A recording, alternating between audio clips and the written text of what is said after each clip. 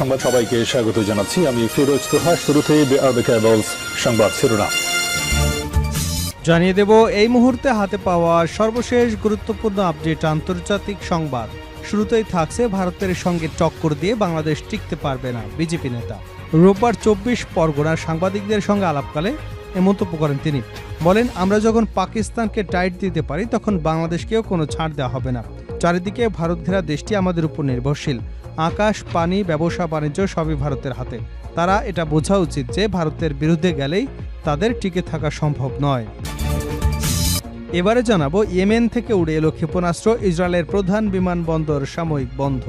Yemen থেকে ছোড়া ক্ষেপণাস্ত্রের কারণে ইসরায়েলের বেন গুরিয়ান আন্তর্জাতিক বিমানবন্দরে উড়োজাহাজের ওঠানামা আজ রবিবার সাময়িকভাবে বন্ধ করে দেওয়া হয়েছে। ইসরায়েলের সম্প্রচার মাধ্যম চ্যানেল 12 এ খবর দিয়েছে।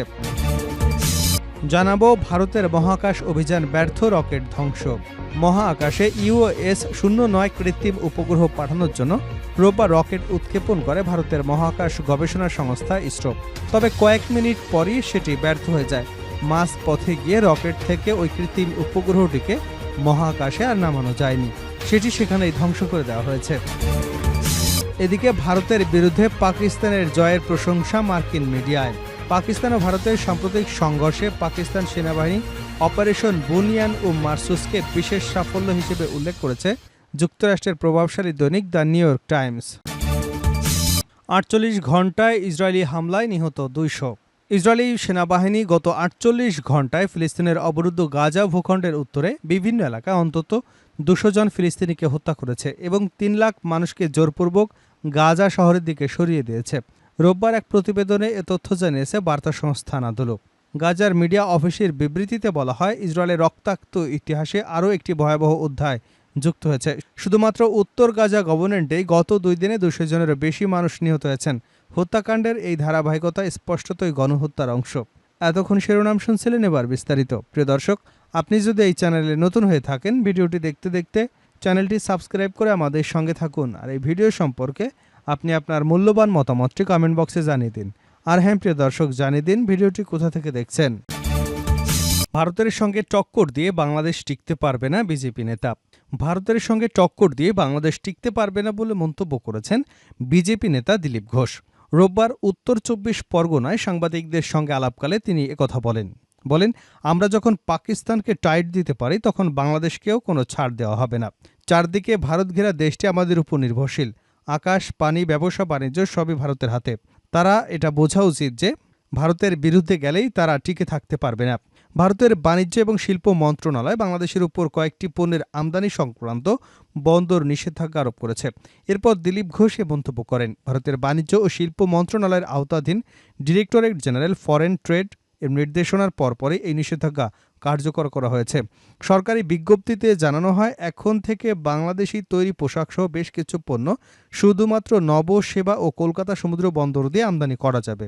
স্থল বন্দর দিয়ে এসব পণ্যের আমদানি বন্ধ থাকবে। নিষেধাজ্ঞার আওতায় রয়েছে ফলমূল, মিশ্রিত পানীয়, কার্বোনেটেড ড্রিঙ্কস, প্রক্রিয়াজাত খাদ্যপণ্য, তুলার বর্জ্য, পিভিসি ও প্লাস্টিকের তৈরি পণ্য, কাঠের আসবাবপত্র সহ আরও কিছু পণ্য। আসাম, মেঘালয়, ত্রিপুরা, মিজোরাম এবং পশ্চিমবঙ্গের চ্যাংরাবান্ধা ও ফুলবাড়িয়া স্থল বন্দরগুলোতে এসব পণ্য আমদানির উপর নিষেধাজ্ঞা জারি করা হয়েছে। তবে মাছ, এলপিজি, ভোজ্য তেল, পাথর চূর্ণ সহ প্রয়োজনীয় কিছু পণ্য এই নিষেধাজ্ঞার বাইরে রাখা হয়েছে। বাংলাদেশ থেকে ভারত হয়ে নেপাল এবং ভুটানে রপ্তানির ক্ষেত্রেও এই নিষেধাজ্ঞা প্রযোজ্য নয়। ভারতের বাণিজ্যিক এই পদক্ষেপ এমন এক সময় এলো যখন চীনে এক ভাষণে বাংলাদেশের অন্তর্বর্তী প্রধান উপদেষ্টা ডক্টর মোহাম্মদ ইউনুস ভারতের উত্তর পূর্বাঞ্চলীয় রাজ্যগুলোর 7 সিস্টার্স নিয়ে মন্তব্য করেন। তিনি ওই অঞ্চলকে সমুদ্র বিচ্ছিন্ন এলাকা হিসেবে উল্লেখ করেন, যা ভারতের পররাষ্ট্র মহলে সংবেদনশীল প্রক্রিয়ার সৃষ্টি করে। এই বক্তব্যকে ভারতের পক্ষ থেকে সংযোগ ও সার্বভৌমত্বের প্রশ্নে চ্যালেঞ্জ হিসেবে দেখা হচ্ছে। ইয়েমেন থেকে উড়ে এলো ক্ষেপণাস্ত্র, ইসরায়েলের প্রধান বিমানবন্দর সাময়িক বন্ধ। ইয়েমেন থেকে ছোড়া ক্ষেপণাস্ত্রের কারণে ইসরায়েলের বেন গুরিয়ান আন্তর্জাতিক বিমানবন্দরে উড়োজাহাজের ওঠানামা আজ রোববার সাময়িকভাবে বন্ধ করে দেওয়া হয়েছে। ইসরায়েলের প্রচার মাধ্যম চ্যানেল 12 এ খবর জানিয়েছে। এটি ইসরায়েলের প্রধান এবং সবচেয়ে ব্যস্ত আন্তর্জাতিক বিমানবন্দর। বিমানবন্দরটিতে উড়োজাহাজ ওঠানামায় সাময়িক স্থগিতাদেশ কতক্ষণ কার্যকর থাকবে তা এখনো স্পষ্ট নয়। ইসরায়েলের সামরিক বাহিনী বলছে ইয়েমেন থেকে ছোড়া একটি ক্ষেপণাস্ত্র তারা ভূপাতিত করেছেন। ইয়েমেন থেকে ক্ষেপণাস্ত্র ছোড়ার জেরে ইসরায়েলের মধ্যাঞ্চল জুড়ে সতর্কতাস্বরূপ সাইরেন বাজ ইয়েমেন থেকে ক্ষেপণাস্ত্র ছোড়ার জেরে ইসরায়েলের মধ্যাঞ্চল জুড়ে সতর্কতাস্বরূপ সাইরেন বাজানো হয় বলে জানায় ইসরায়েলি সামরিক বাহিনী। চ্যানেল 12 ইসরায়েলি সামরিক বাহিনীর বরাতে জানায় ইয়েমেন থেকে ইসরায়েল অভিমুখে আরেকটি ক্ষেপণাস্ত্র ছোড়ার চেষ্টা করা হয়েছিল, কিন্তু সেই চেষ্টা সফল হয়নি। ইয়েমেনের ইরান সমর্থিত হুদি বিদ্রোহীরা ইসরায়েলকে নিশানা করে ক্ষেপণাস্ত্র নিক্ষেপ অব্যাহত রেখেছে। হুতিরা বলছে ফিলিস্তিনের গাজায় ইসরায়েলের নির্বিচার হামলার প্রতিবাদে ফিলিস্তিনিদের প্রতি সংহতি জানিয়ে তারা এই হামলা চালাচ্ছে। চলতি মাসের শুরুর দিকে হুদিদের ছোড়া একটি ব্যালিস্টিক ক্ষেপণাস্ত্র বেনগুরিয়ান আন্তর্জাতিক বিমানবন্দরের সীমানায় আঘাত এনেছিল। এতে বিমানবন্দরের একটি সড়ক ও একটি যানবাহন ক্ষতিগ্রস্ত হয়। কয়েক ঘন্টার জন্য উড়োজাহাজ ওঠানামা বন্ধ হয়ে যায়। হুতিরা লোহিত সাগরে ইসরায়েল সংশ্লিষ্ট পশ্চিমা পণ্যবাহী জাহাজেও হামলা চালিয়ে আসছিল। জবাবে ইয়েমেনে হামলা চালায় যুক্তরাষ্ট্র এবং তার মিত্ররা। তবে সম্প্রতি লোহিত সাগরে জাহাজের উপর হামলা বন্ধে হুতিরা যুক্তরাষ্ট্রের সঙ্গে একটি যুদ্ধবিরতিতে সম্মত হয়েছে। ভারতের মহাকাশ অভিযান ব্যর্থ, রকেট ধ্বংস। মহাকাশে ইউএস-9 কৃত্রিম উপগ্রহ পাঠানোর জন্য রোববার রকেট উৎক্ষেপণ করে ভারতের মহাকাশ গবেষণা সংস্থা ইসরো। তবে কয়েক মিনিট পরই এটি ব্যর্থ হয়ে যায়। মাঝপথে গিয়ে রকেট থেকে ওই কৃত্রিম উপগ্রহটিকে মহাকাশে নামানো যায়নি।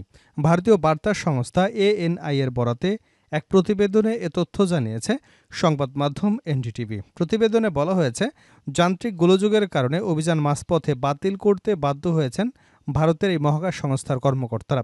এদিকে মিশনের ব্যর্থতার পর মহাকাশেই ধ্বংস করে দেওয়া হয়েছে রকেটটিকে। রোববার স্থানীয় সময় ভোর 5:59 অন্ধ্রপ্রদেশের শ্রীহরিকোটার সতীশ ধাওয়ান স্পেস সেন্টার থেকে UOS-09 নিয়ে রওনা দেয় PSLV-C-61 মহাকাশযান। উৎক্ষেপণ সফল হলেও মিশনের তৃতীয় ধাপে গিয়ে যান্ত্রিক গোলযোগ ধরা পড়ে। ফলে তা বাতিল করে দিতে বাধ্য হয় কর্মকর্তারা। এদিকে ইসরোর পক্ষ থেকে রকেটটি উৎক্ষেপণের সময় থেকে পুরো মিশনটি সরাসরি সম্প্রচারের ব্যবস্থা করা হয়। অভিযান ব্যর্থ হয়েছে বলে সেখানেই স্বীকার করে নেন সংস্থার প্রধান ভি নারায়ণ। পরে ইসরো সামাজিক যোগাযোগ মাধ্যম এক্সে এক পোস্টে জানায়, আজ 101তম মিশন শুরু করা হয়েছিল। PSLV-C-61 দ্বিতীয় ধাপ পর্যন্ত স্বাভাবিক ছিল, কিন্তু তৃতীয় ধাপে একটি বিশেষ পর্যবেক্ষণের কারণে এই মিশন শেষ করা গেল না। এনডিটিভি বলছে, ইসরোর EOS-09 কৃত্রিম উপগ্রহটির ওজন 1696 কেজি। 524 কিলোমিটারের কক্ষপথে এই কৃত্রিম উপগ্রহটিকে নামানোর কথা ছিল, কিন্তু অভিযানের তৃতীয় ধাপে যে মোটরটি ব্যবহার করা হয় 203 সেকেন্ডের মাথায় সেটি যান্ত্রিক গোলযোগ ধরা পড়ে। 2017 সাল থেকে PSLV রকেটের মাধ্যমে বিভিন্ন অভিযানের উৎক্ষেপণ করে আসছে ইসরো। এখন পর্যন্ত এই রকেট 63টি উৎক্ষেপণ ব্যবহার করা হয়েছে। তার মধ্যে সম্পূর্ণ ব্যর্থ হয়েছে 3টি মিশন। কী কারণে এই গোলযোগ ঘটল তা খতিয়ে দেখছে ইসরোর প্রকৌশলীরা। ভারতের বিরুদ্ধে পাকিস্তানের জয়ের প্রশংসা মার্কিন মিডিয়ায়। পাকিস্তান ও ভারতের সাম্প্রতিক সংঘর্ষে পাকিস্তান সেনাবাহিনীর অপারেশন বুনিয়ান ও মারসুসকে বিশেষ সাফল্য হিসেবে উল্লেখ করেছে যুক্তরাষ্ট্রের প্রভাবশালী দৈনিক দ্য নিউ ইয়র্ক টাইমস। প্রতিবেদনটিতে বলা হয়, এই অভিযানের মাধ্যমে পাকিস্তান শুধু একটি শক্তি প্রক্রিয়া জানায়নি, বরং একটি বড় অর্থনৈতিক শক্তির সঙ্গে সমানে সমানে মোকাবেলা করে যুদ্ধবিরতিতে পৌঁছায়। এর ফলে পাকিস্তানের অভ্যন্তরীণ সংকটের মাঝেও জাতীয় আত্মবিশ্বাস ফিরেছে। সেনাপ্রধান জেনারেল আসিম মনিরকে এতে জাতীয় রক্ষক আখ্যা দিয়ে বলেছেন, তার নেতৃত্বে সেনাবাহিনীর ভাবমূর্তি আরও দৃঢ় হয়েছে। এছাড়া এই সাফল্যের পর দেশের ভেতরে রাজনৈতিক দল এবং সাধারণ মানুষের পক্ষ থেকে সেনাবাহিনীর প্রতি ব্যাপক সমর্থন প্রকাশ পেয়েছে। দ্য নিউ ইয়র্ক টাইমস মন্তব্য করেছে, এই অপারেশন সেনাবাহিনীকে আবারও প্রতিষ্ঠিত করেছে একটি দৃঢ় এবং নির্ভরযোগ্য জাতীয় প্রতিষ্ঠানের রূপে।